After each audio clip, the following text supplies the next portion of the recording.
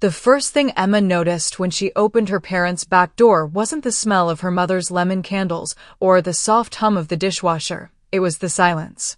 Heavy, staged silence. The kind that fills a room before a verdict is delivered. Her father stood with his back to the counter, arms crossed like a judge reviewing a case he had already decided. Her brother, Kenneth, leaned against the refrigerator, his polished loafers tapping with irritation. And her mother, usually warm, always fluttering, sat rigid at the table, fingers twisted tightly in her lap. Emma froze in the doorway, gift bag still in hand. "I brought Mom something early," she said lightly, lifting the bag. A little surprise. No one smiled. The air felt colder than the tile floor beneath her feet. "We need to talk about Saturday," her father said, voice clipped. "Mom's birthday?" Emma asked, confused. "I'll be there around, that's the issue," Kenneth said, stepping forward like a prosecutor. His expression carried that familiar blend of superiority and annoyance he'd perfected since age 15. "This is a major event. Important people will be there." Her mother shifted uncomfortably but said nothing. Emma felt something tighten inside her. "I know it's a big deal." We think," her father interrupted, "it might be better if you skip this one." The room tilted. Emma blinked, her grip tightening on the gift bag. "Skip? Mom's birthday?" She forced out a laugh. "Why on earth would I?" Kenneth exhaled sharply, as if she were exhausting. "Emma, let's be honest. You're 30 and still living like a college kid. A rented apartment, no real career, a car older than most interns at my firm. These are people who ask questions and, frankly, you don't present well for this crowd." Present well. Like she was a product. A flawed one. Emma swallowed. Her voice was steady, but her lungs felt tight. "And you're saying I'd embarrass you?" Her mother finally looked up. Not with anger, but with fear of what Mrs. Whitmore or the Johnsons might whisper. "We just want things to go smoothly," her mother murmured. "Everyone compares their children's careers, and I never know what to say about yours." Kenneth added, "You've been figuring yourself out for 8 years. That's not a career, it's avoidance." The words stung, not because they were cruel, but because they were confident. As if they knew her life better than she did. Emma placed the gift on the counter gently, as if afraid anything louder might break her. "I see," she whispered. For a moment, no one spoke. The kitchen was a courtroom, and her sentence had been delivered with casual certainty. Emma turned, walked out, and closed the door quietly behind her. They had no idea the storm they had just set in motion. Emma walked to her car with the kind of calm that comes only from shock. Not anger. Not sadness. Something deeper. Like a realization cracking open inside her, slow, painful, inevitable. She sat behind the wheel and stared at her reflection in the rearview mirror. The woman staring back didn't look like a failure. She looked tired. Tired of being misunderstood. Tired of being underestimated. Tired of shrinking herself to fit a mold she never asked for. As the garage door of her parents' house lowered behind her, she exhaled. 8 years. 8 years of building something from nothing. 8 years of eating noodles at midnight with a half-asleep developer, Alex, who believed in their idea as fiercely as she did. 8 years of coding until her eyes burned, negotiating contracts she could barely afford a lawyer for, pitching clients who mistook her for an assistant. No one in her family knew any of this. Because they never asked. Emma pulled out of the driveway and headed toward the city, the skyline glowing like a constellation of possibilities. Her company's office sat in the tallest of those buildings, 3 floors of it. Every time she walked in, employees greeted her with respect, admiration, and gratitude. They knew who she was. What she'd built. What she'd survived. Her parents didn't. They didn't even know she owned a penthouse overlooking the river, purchased in cash. That night, Emma spread the final acquisition documents across her kitchen island. Her hands moved with precision, but her mind drifted back to the kitchen confrontation. "You're an embarrassment." The words echoed like a bruise she couldn't massage away. Alex arrived minutes later, tie loosened, excitement buzzing around him. "Tomorrow's the big day," he said. "You ready?" "More than ready," Emma replied, signing the last page. He paused. "You okay?" You've been quiet since the meeting with your family. Emma forced a smile. Let's just say they confirmed exactly why I built a life they know nothing about. Alex nodded, understanding without prying. They worked late, finalizing the last details. The acquisition would close Friday at 3 p.m. Press release scheduled for 6 p.m. Media coverage already queued across networks. Emma went to sleep that night knowing her world was about to shift, but unaware of how violently her family's world would shatter in its wake. Friday afternoon glowed with the sharp, metallic brightness of something life-changing. Emma entered the glass conference room where the acquisition team waited, lawyers in tailored suits, executives with embossed folders, a tray of champagne already chilling. Margaret Reeves, CEO of Tech Venture Global, greeted Emma with a genuine, almost maternal smile. Ready to make history? Emma nodded. Let's do this. Contracts were reviewed, signatures placed, hands shaken. Each page she signed felt like a reclamation of worth, of identity, of the 8 invisible years her family had ignored. When the final pen stroke dried, applause erupted. But Margaret pulled Emma aside. You built something extraordinary, she said softly. And you did it without noise or ego. That's rare. Emma's throat tightened. Praise always hit differently when it wasn't transactional. Thank you, she said. Margaret checked her watch. Press release drops at 6. It'll be everywhere. Emma smiled faintly. Right during my mother's party. Margaret paused.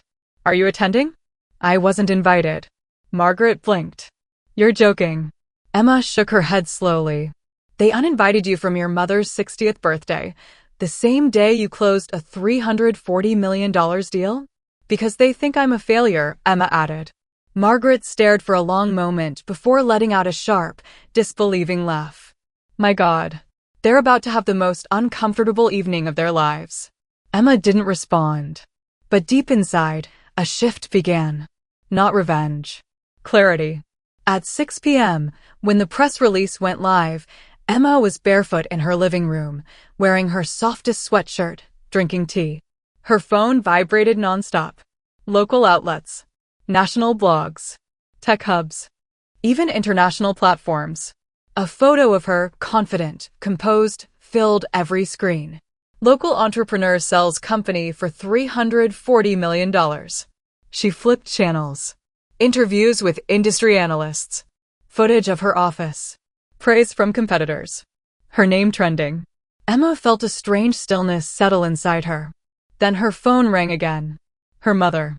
Party noise roared in the background, clinking glasses, chatter, the unmistakable hum of scandal unraveling. Emma, her mother whispered, voice trembling. Is this true? Emma leaned back on her couch. Which part? The company. The news. They're showing your picture. Everyone is watching. Emma heard her father's voice. Let me talk to her. And Kenneth shouting in the background. Why didn't she tell us? For the first time in years, Emma wasn't the one shrinking in a conversation. She held the power. How could we know? Her father demanded. You need to come explain yourself. Explain herself. The irony twisted beautifully. Emma inhaled deeply. No, she said. And the room on the other side of the line went dead silent. Her father's silence didn't last long. What do you mean, no? He snapped. People are asking questions. They're wondering why you're not here. Why we didn't mention any of this. Emma let the words hang. Dad, she said evenly, you uninvited me because I wasn't good enough for your guests. That was before you knew I had money, Emma finished. Before you knew I was useful. Kenneth grabbed the phone next. Emma, get over here. Right now. Do you know how this makes us look? People think we're insane for not inviting you. You are, Emma said softly. You uninvited your own daughter because she didn't fit your image. That's not fair, her mother cried, voice cracking through the speaker. What's not fair, Emma replied, is being dismissed for years because I didn't perform success in the way you wanted. In the background, voices swirled, gasps, whispers, murmurs of the elite crowd who had built their identity on status. Mrs. Whitmore's voice cut through clearly. Carol, how does your daughter sell a company for $340 million and you don't even mention it? My God. Her mother sobbed harder. Her father's voice strained with panic. Emma, please. Just come. Appear with us. Explain things. We're begging you. Emma closed her eyes. Of all the things she expected to feel, vindication, triumph, the strongest sensation was grief. Not for herself. For the version of her parents she'd hoped existed. I'm not coming, Emma said. You're being emotional. Kenneth shouted. No. For the first time in my life, I'm being honest. She hung up the phone. Her silence detonated inside that party louder than any confrontation ever could. Minutes later, she accepted the interview request from Channel 7 News. If her family wanted an explanation, the world would hear it, but not through them. The studio lights burned bright, haloing Emma in soft gold. She sat poised, hands resting calmly on her lap, while the interviewer praised her resilience, innovation, and leadership. Not once did anyone mention her family. Not once did she bring them up. For the first time, Emma was seen for who she truly was, not filtered through someone else's insecurity. Once the segment aired, her phone exploded with messages. Old classmates. Former bosses. Distant relatives. Strangers. Investors. People who once overlooked her. People who never paid attention. But she wasn't interested in validation. Only in truth. At the very end of the night, her college roommate, Sarah, sent a text. Proud of you. None of this surprises me. Love you. Emma smiled. That message mattered. The next 2 days turned her family's world inside out. Guests whispered. Social circles gossiped. The birthday party, supposed to be a showcase of status, became a cautionary tale about superficial parenting. On Sunday, Kenneth left a voicemail dripping with deflection. You made us look stupid. You should have warned us. You owe us an apology. Emma laughed. Out loud. For the first time in days. Her mother, meanwhile, didn't call directly. She sent Aunt Linda, a woman who'd always loved Emma without conditions. Linda's voice was gentle. Your mom is devastated. She hasn't stopped crying. Emma swallowed hard. I'm not trying to hurt her. I know, Linda said. But you are trying to stand up for yourself. For the first time, someone understood. Emma explained everything, why she'd kept her success quiet, how deeply the embarrassment comment cut, how painful it was to realize her family valued her only when money entered the picture. Linda didn't defend them. Because she couldn't. Instead, she said, would you allow me to tell your mom what you shared? She needs to hear this. Emma hesitated, then nodded. That night, she felt a weight shift, not lifted entirely, but no longer suffocating. She had spoken her truth. And whether her family accepted it or not, she was done shrinking. 2 weeks later, Emma's phone rang with a familiar ache, her mother's voice coming through Aunt Linda's number. Emma, her mother whispered, throat raw. Can we talk? Emma closed her laptop slowly. I'm listening. Her mother inhaled shakily, as if preparing to strip away decades of pride. I was wrong, she said, voice breaking on the last word. I assumed things about your life because it didn't look like what I understood. And I cared more about how people saw me than how I saw you. Emma didn't speak. Her mother continued. When you didn't talk about promotions or job titles, I assumed you had nothing worth sharing. But Linda told me everything you said. And I realized I never asked. I never tried to understand you. Her voice cracked. I'm so ashamed, Emma. Not because of the party. Because I made you feel unwanted in your own family. Emma's eyes filled, though the tears didn't fall yet. Her mother whispered, you didn't owe us your success. We owed you our love. With or without achievements. Silence settled between them, soft, fragile, sincere. Emma finally said, I didn't hide my life. You just didn't look. Her mother sobbed softly. Can we fix this? Emma exhaled slowly. Slowly, she said. With honesty. With boundaries. Anything, her mother breathed. I just want to know you. Truly know you. Months passed. Kenneth sent a clipped apology Emma accepted, but kept at arm's length. Her father wrestled with pride, then eventually said the 6 words she'd waited years to hear. Are you happy? I hope you are. And for the first time ever, Emma answered truthfully, yes. I am. Not because of the money. Not because of the recognition. But because she finally knew her worth was not defined by anyone else. Emma spent her days mentoring young entrepreneurs, helping them build dreams that no one else saw yet.